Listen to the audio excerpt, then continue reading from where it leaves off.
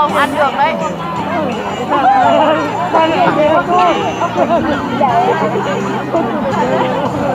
Rồi, năm nay toàn thanh niên trẻ thôi, năm ngoái còn tầm hai mấy ba mấy thằng lại chưa thấy đâu.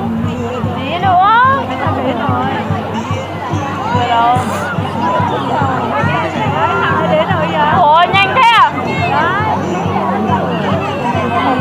Đây. Con kia chưa chơi.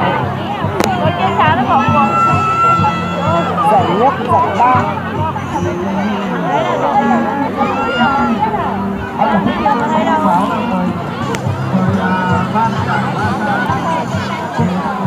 Mong làm con lên.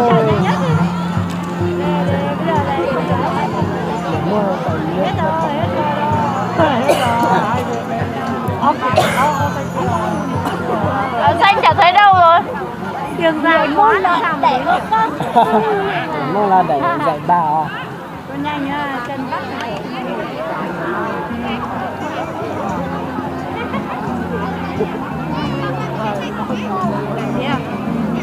Hết. Còn một cờ nữa. Hết rồi.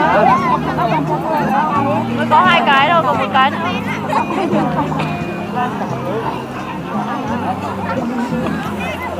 Đó, thế phát rồi.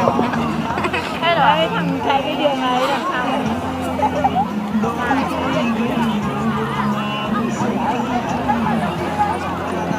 Hết rồi, đi xem con xem nhảy bao bố nào. Bây giờ nhảy bao bố xong rồi đến đấy rồi đi xem nhảy bao bố xong là ném cờ còn nó đi về. Tao là tao là thì lo.